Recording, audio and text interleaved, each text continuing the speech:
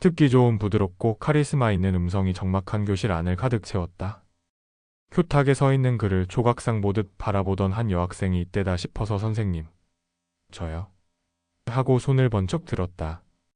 그래, 얘기해봐. 선생님은 왜 이렇게 잘생기신 거예요? 수업에 집중할 수가 없잖아요.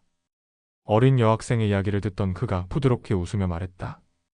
수학과 관련 없는 질문은 안 받는 거 알지? 궁금한 거 없으면 다음으로 넘어갈게. 선생님, 저요? 저요? 선생님은 첫사랑 있으세요? 와, 진짜 선생님 첫사랑은 전생에 우주를 구했을 거예요. 어쩐지 오늘은 수업하기가 틀린 것 같다. 먹구름이 잔뜩 끼고 곧 비가 내릴 것 같더니 오늘 아이들의 상태도 먹구름 그 자체였다. 날씨에 따라서 이 녀석들의 기분도 바뀌는 것 같다. 등차 수열을 설명했을 때와는 다르게 반짝반짝 눈을 뜨고 그의 대답만을 기다리는 여학생들과 더불어 수업을 안 할 수도 있다는 기대감에 가득 찬 얼굴로 앉아있는 남학생들을 보며 실소를 터뜨렸다. 이야기를 해줘야 하나? 고민하던 끝에 그가 결심했다는 듯 들고 있던 분필을 칠판에 내려놓고는 교탁 앞에 섰다. 헛기침을 몇 번 하던 그는 조심스럽게 이야기를 시작하였다. 당연히 있었지. 그가 들려주는 첫사랑 이야기에 흠뻑 빠진 학생들은 이야기를 다 듣고 난 후 마치 재미있는 영화를 한 편 본 듯한 표정으로 박수를 짱짱 쳤다. 수업이 끝났음을 알리는 종소리와 함께 수학 교과서를 챙긴 그는 다음번에는 무슨 일이 있어도 수업을 진행하겠다고 이야기하며 교실을 나섰다. 과거. 눈이 펑펑 쏟아지던 17살의 어느 겨울날, 강주는 얼마 전에 빌린 책을 반납하기 위해 일요일 아침부터 도서관으로 가고 있었다. 도서관에 가기 위해 육교를 건너고 있던 강주는 한 소녀와 추위에 떨고 있는 할머니를 발견했다. 떡볶이 코트를 입고 가방을 메고 있던 소녀는 자신이 하고 있던 털목도리를 할머니의 목에 둘러주고 벙어리 장갑까지 벗어서 건네주었다. 할머니 길 잃어버리셨어요? 소녀의 물음에도 할머니는 꽤 오랜 시간 동안 추위에 떨고 계셨는지 아무 대답도 하지 못하고 계셨다. 두 사람을 지켜보고 있던 강주는 우산을 들고 성큼성큼 다가갔다. 눈을 막고 있는 두 사람에게 우산을 씌워주자 소녀는 놀란 토끼처럼 눈을 크게 뜨고 강준을 올려다보았다. 아, 감사합니다. 추위 때문에 붉어진 얼굴이 안쓰럽다는 생각도 잠시. 강준은 소녀를 보자마자 우리 학교 교복 모델 유정원이라는 것을 알 수 있었다. 할머니, 제가 경찰서까지 모셔다 드릴게요. 할머니의 어깨를 끌어안고 부축하는 정원을 따라서 얼떨결에 강준도 부축하는 것을 도와주게 되었다. 한 손으로는 두 사람에게 우산을 씌워주고 다른 한 손으로는 할머니의 어깨를 부축하느라 강준의 손이 바빠졌다.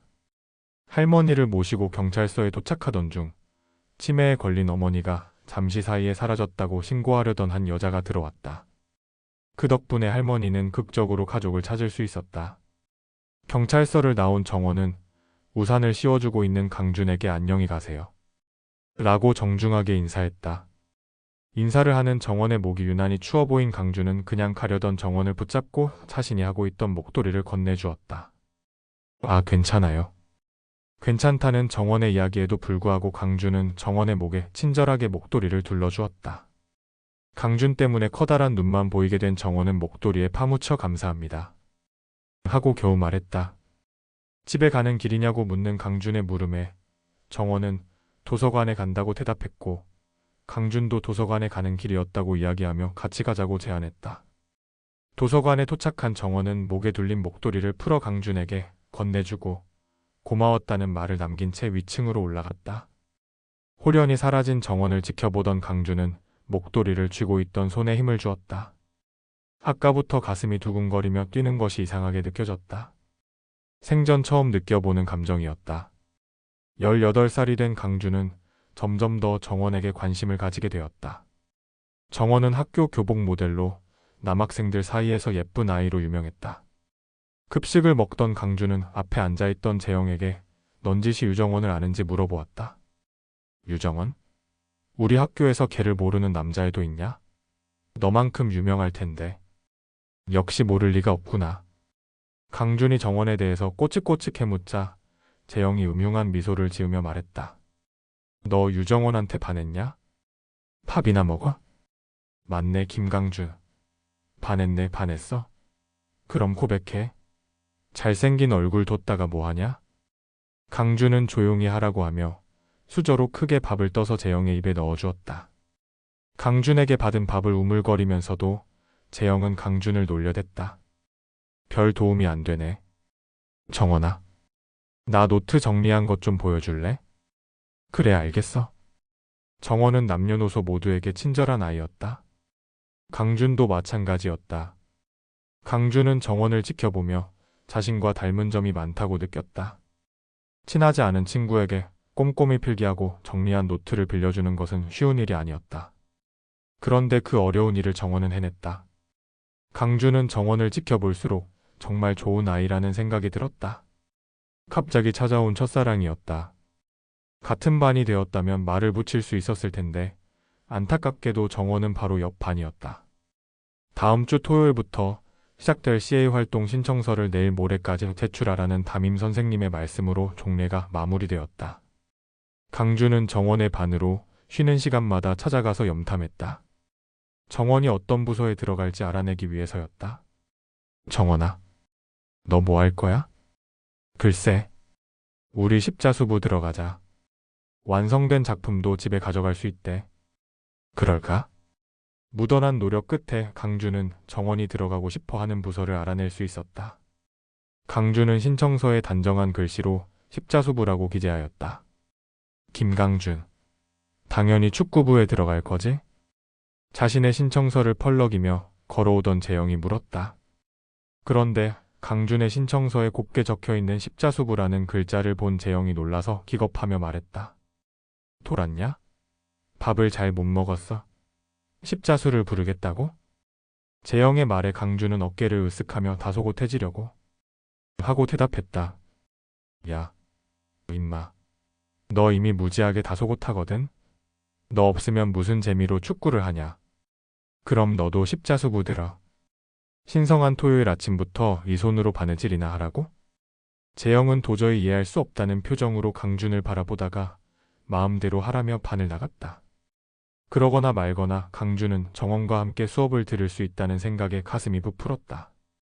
앞으로 한 달 동안 열쇠고리를 만들자고 설명하신 십자수부 선생님은 침착하고 다정하게 십자수 놓는 방법을 알려주셨다. 한 번의 설명만으로도 강준은 남자치고 꽤 꼼꼼하게 십자수를 놓았다. 십자수 한 땀을 놓고 정원이 한번 보고 참으로 행복한 토요일이 아닐 수 없었다. 정원아, 여기서 어떻게 하는 거야? 만연한 미소를 짓고 있던 강준의 입가가 단번에 굳어버렸다. 정원에게 다가간 남학생이 몸을 바짝 붙이며 어떻게 하는 거냐고 묻는 모습을 보았기 때문이다. 아, 여기서 이렇게 하면 돼. 정원의 작은 손이 남자와 닿는 모습을 본 강준은 속이 부글부글 끓어오르다 못해 폭발할 지경이었다. 나는 왜 이렇게 잘하는 거야?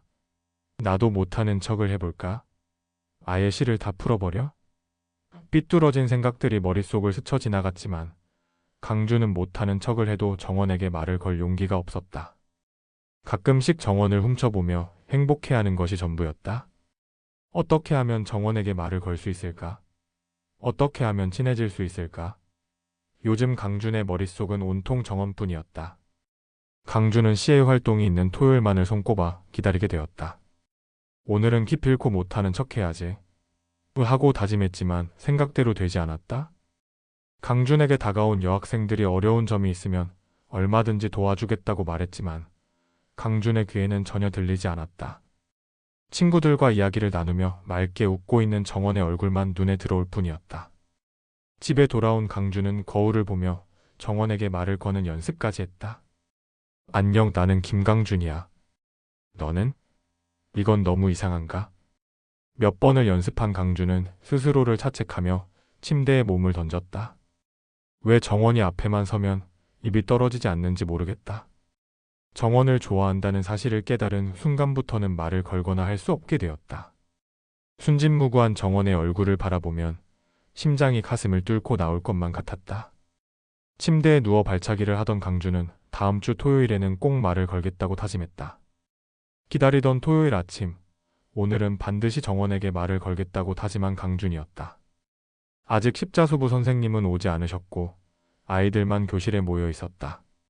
정원이 친구 소희와 함께 책상에 앉아 대화를 나누고 있는 모습을 본 강주는 두 눈을 질끈 감았다가 다시 떴다. 지금이 기회였다. 강주는 손에 들고 있는 딸기 우유를 한번 바라본 후 다시 정원이를 쳐다보았다. 이 우유는 정원에게 주기 위해 아침 일찍 매점에 가서 산 것이었다. 오늘도 그 선배한테 문자 왔어? 응, 진짜 어떻게 해야 할지 모르겠어. 그 선배 진짜 미친 거 아니야? 정원의 친구 소희가 발끈하며 다소 격앙된 목소리로 이야기했다. 강주는 심상치 않은 분위기를 감지했다. 정원에게 무슨 일이 있구나. 라는 생각이 든 강준의 미간이 저절로 찌푸려졌다. 교복 모델을 하는 게 아니었는데. 진짜 싫다고 계속 거절하는데 들러붙는 남자애들도 너무하다. 속상해하는 정원을 보며 강준은 우유를 쥐고 있던 손에 힘을 주었다. 지금 말을 걸었다가는 시작도 해보기 전에 상황이 더 나빠질 것 같다는 생각이 들었다.